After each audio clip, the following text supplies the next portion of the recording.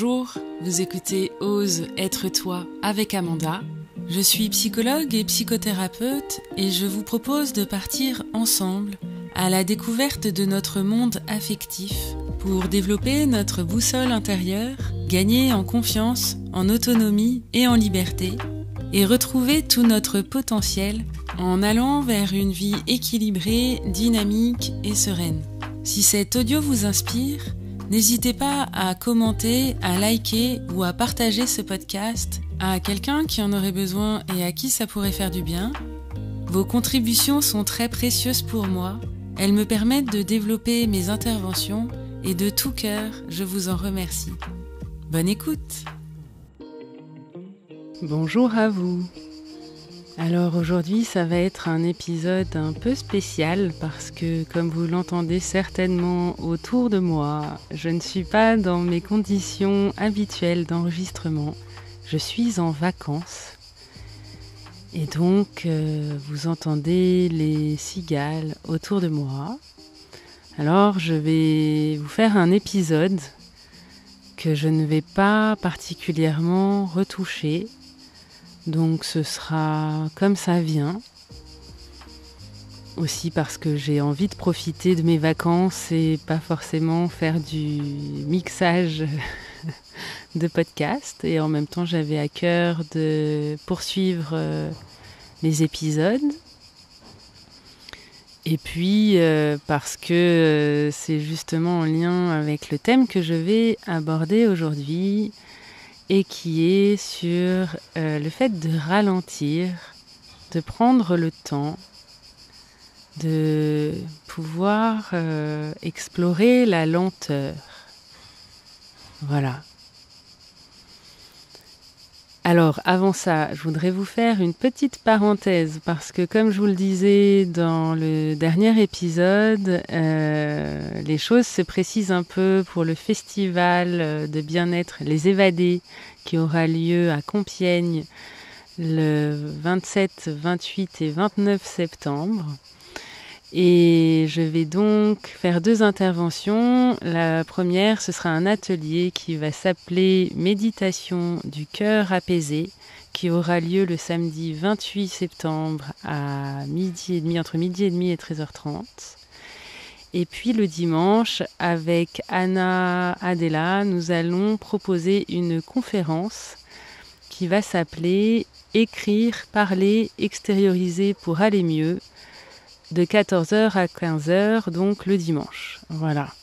Et je vous invite à y participer. Je vous rappelle que si vous voulez prendre des passes, eh bien, vous pouvez me demander un code promo de 10%. Et puis, vous pouvez consulter le site internet des Évadés ou regarder sur mes réseaux sociaux. Il y aura toutes les informations nécessaires. Voilà. N'hésitez pas s'il y a besoin. Vous pouvez me demander plus d'informations. Revenons donc au thème que je souhaitais aborder aujourd'hui. C'est un thème qui me tient à cœur, qui n'est pas toujours facile pour moi. Parce que, alors c'est sûrement votre cas aussi, dans notre société, nous avons un rythme très soutenu et nous avons souvent des vies à 100 à l'heure avec beaucoup de choses à faire. En ce qui me concerne, j'ai beaucoup d'activités, j'ai beaucoup de choses qui me passionnent. Alors je suis désolée, je n'avais pas prévu les travaux. Les cigales, c'était sympa, les travaux un peu moins. J'espère que vous ne les entendrez pas trop. Et quand je suis arrivée ici, il y a quelques jours, j'étais encore prise dans le tumulte du quotidien. Et je me suis assise après un long trajet. Et puis là, je me suis vue faire, en fait. Maintenant, je me connais bien et j'arrive à m'observer en situation. Et je me suis vue me faire un programme en me disant, alors là, tu vas pouvoir faire ça, tu vas pouvoir faire ça, et puis ça, et puis ça. Et en fait, il y avait le moindre espace vide était rempli par quelque chose à faire. Alors c'était des choses parfois très agréables, d'autres où je me disais que j'allais pouvoir profiter de ce moment-là pour travailler. Enfin, voilà, pas du tout profiter des vacances. Et je me suis dit, stop là, il est urgent de ne rien faire. Il est urgent que tu prennes une pause, que tu t'installes, que tu t'assieds, que tu observes, que tu prennes contact avec ton environnement, avec ce qui t'entoure, les êtres qui sont là, que ce soit les êtres humains ou les animaux, et que tu respires, et que tu prennes le temps juste de rester tranquillement, à ne rien faire, à observer, à ralentir, à être avec toi et avec les autres. Et c'est pas toujours facile à faire, ça. L'une des raisons principales que j'observe souvent, et ça a souvent été le cas dans ma vie, c'est plus tout à fait ça aujourd'hui, mais c'est quelque chose que je connais bien. Et c'est une image que je donne souvent à mes patients, qui en plus est dans le thème de l'été. Quand vous êtes sur une plage de sable brûlant, souvent la première réaction, le réflexe, c'est de se mettre à marcher très vite ou à courir pour ne pas sentir la brûlure sous la voûte plantaire. Et dans nos vies, on peut avoir tendance à faire comme ça, à se mettre en hyperactivité pour ne pas sentir ce qui se passe à l'intérieur de soi, ce qui brûle, ce qui gratte, ce qui fait peur, ce qui angoisse, ce qui rend triste, ce qui fait mal. Et donc on va se mettre à faire tout un tas d'activités, tout un tas de choses.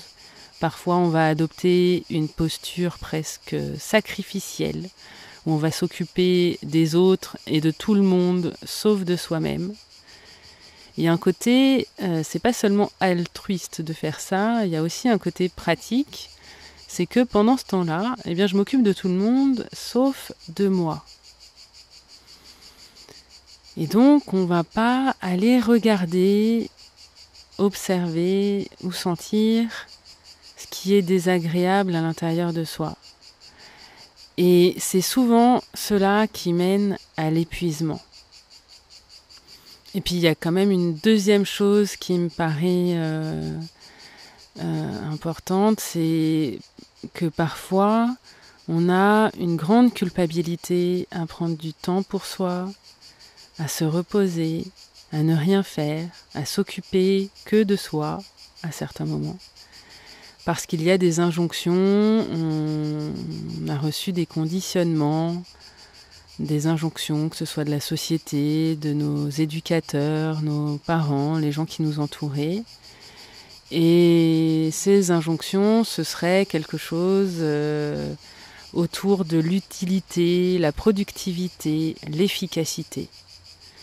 Et donc, ralentir, ne rien faire, ce n'est pas être utile, actif, efficace dans cette représentation-là. Et enfin, la dernière chose, mais ça pour moi c'est un prétexte, c'est une illusion, c'est quand on se dit « je n'ai pas le temps ». Alors le temps, il n'apparaît pas comme par magie. D'abord le temps est très relatif, une minute peut être très fugace comme donner l'impression que ça dure une éternité. Mais le temps n'apparaît pas comme ça, ça nécessite de s'organiser pour se dégager du temps, se consacrer du temps. Alors, la première chose, c'est que je vous invite à vous demander, avec beaucoup d'ouverture d'indulgence, sans jugement, ce qui vous freine, ce qui vous empêche de prendre ce temps-là, de prendre le temps de ralentir. Qu'est-ce qui gratte à l'intérieur ? Quelles sont les croyances que vous avez autour de ça ?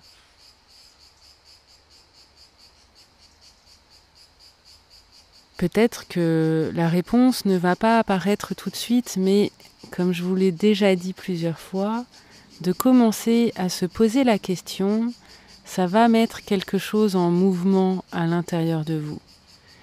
Et ce qui compte, c'est pas tellement le pourquoi. Si vous arrivez à identifier pourquoi, c'est très bien, mais c'est pas forcément nécessaire. L'idée, c'est comment je fais.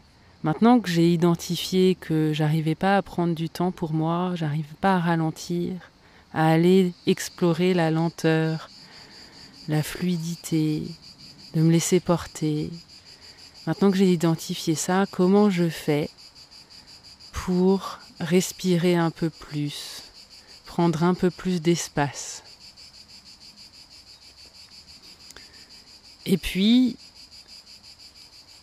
doucement, de se laisser glisser dans une temporalité un peu différente, dans une ambiance. Ce que j'appelle, là en ce moment, c'est le flow des vacances. Il y a comme une distorsion temporelle. C'est beaucoup plus doux. Le temps, par moments, s'égrène, et puis à d'autres moments, ça va très vite.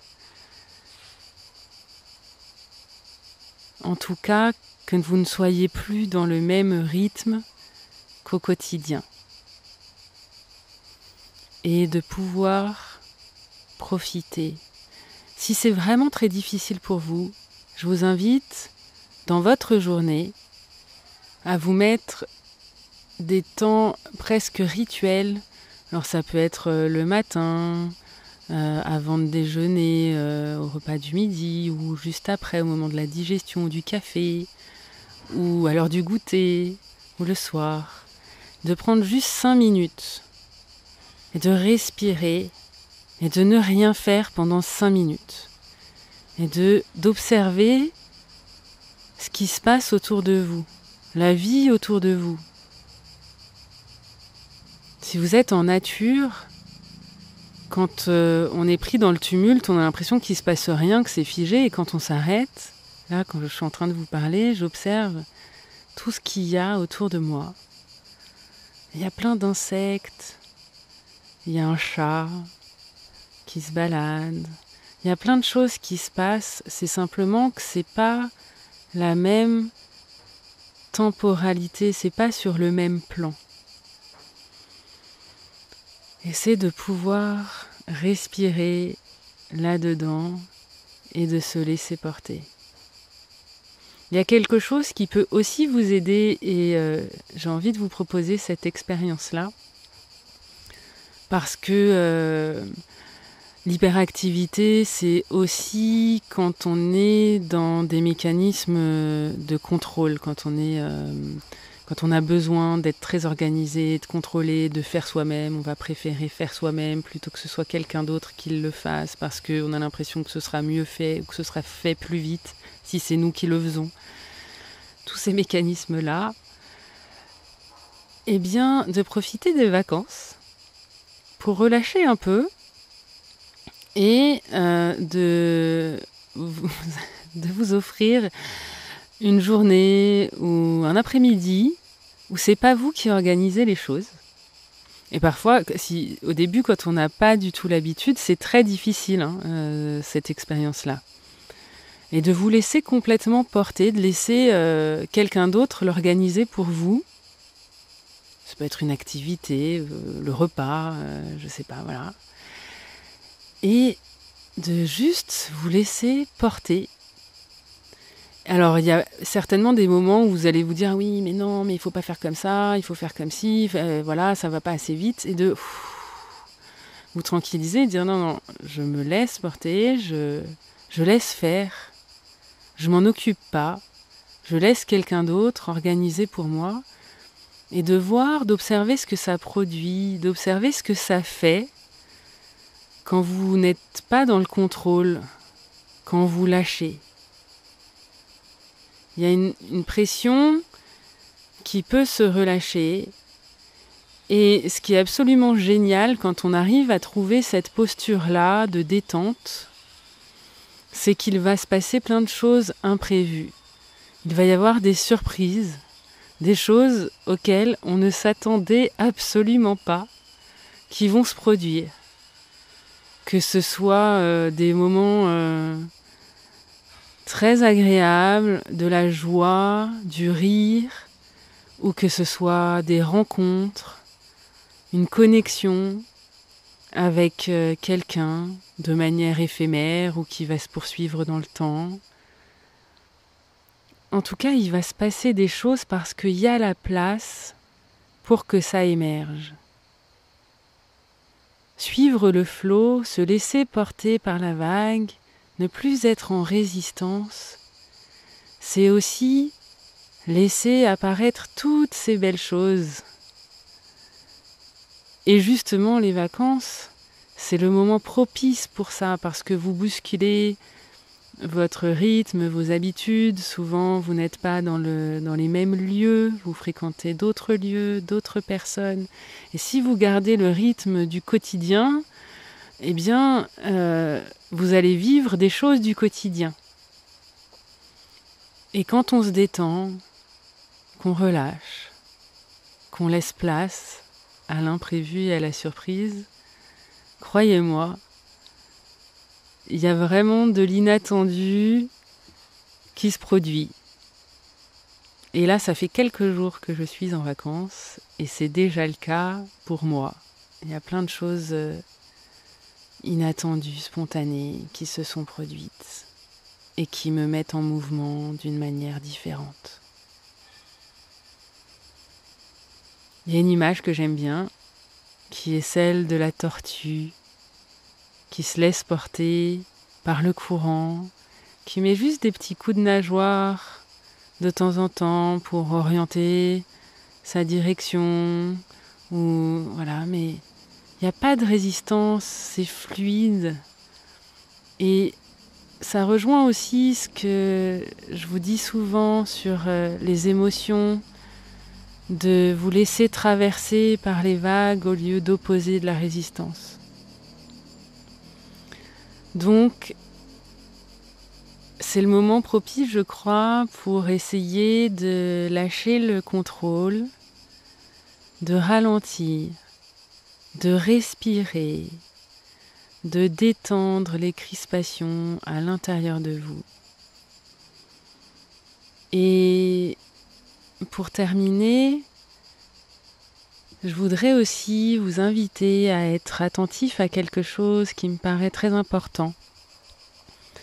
C'est d'observer le temps que vous passez avec vos proches et d'observer la qualité de ce temps, d'observer vos interactions, ce que vous partagez. Est-ce que c'est satisfaisant pour vous ? Est-ce que ça vous apporte du réconfort, de la joie, de la bonne humeur, des énergies positives ? Ou est-ce que, même en vacances, eh bien, il y a quelque chose qui est crispé, qui est tendu, qui est irrité, agacé ? Je suis très observatrice et souvent, quand je vais dans un lieu, alors que ce soit à la plage, au bord d'un lac, d'une rivière, au restaurant, peu importe, et malgré moi, j'observe les gens autour de moi et je suis souvent très affectée, très heurtée par la manière dont les gens se parlent. Il y a beaucoup d'agressivité, il y a des mots très blessants, une intonation, il y a presque parfois du mépris. Et je vous invite à être attentif à ça, que ce soit en couple, avec votre partenaire, avec vos enfants, avec vos parents, avec vos amis, d'être attentif à la manière dont vous leur parlez et dont ils vous parlent aussi pour pouvoir poser vos limites si ça ne va pas, si ça ne vous convient pas. de ne plus accepter qu'on vous manque de respect ou qu'on vous parle d'une manière qui n'est pas adaptée, qui n'est pas ajustée. Et vous, d'être vigilant à ce que vous dites et surtout comment vous le dites. Et d'essayer, parce que ralentir, laisser place à la lenteur, c'est aussi laisser place à l'observation et voilà, regarder ça de plus près. Parce que ça va beaucoup jouer sur le temps qu'on passe ensemble. Et que ça puisse être du temps de qualité, que ce soit nourrissant, que les échanges soient gratifiants, qu'on puisse être dans la gratitude de ce qui nous est offert dans la relation. Parce qu'au bout du compte, ce qui importe le plus, et les gens plus âgés qui ont bien vécu en témoignent souvent, c'est le temps que vous passez avec les gens que vous aimez. Alors, je crois que l'été, c'est vraiment le moment de faire un petit bilan et de remettre vos priorités là où elles devraient être, en ralentissant le rythme et en vous accordant ce temps de réflexion. Voilà. Et pour conclure, je voudrais vous inviter à inclure plus de légèreté, plus d'humour, d'autodérision parfois, sans être dans une forme d'humiliation, mais de pouvoir se regarder avec affection et rire de ses propres mécanismes. Et puis, cette période estivale, c'est aussi le moment de mettre de la légèreté, de prendre les choses un peu moins au sérieux. Il y a plein de choses qui prennent une ampleur et une gravité, alors qu'en fait, c'est pas grave. On peut respirer, c'est pas grave. Si c'est pas parfait, c'est pas grave.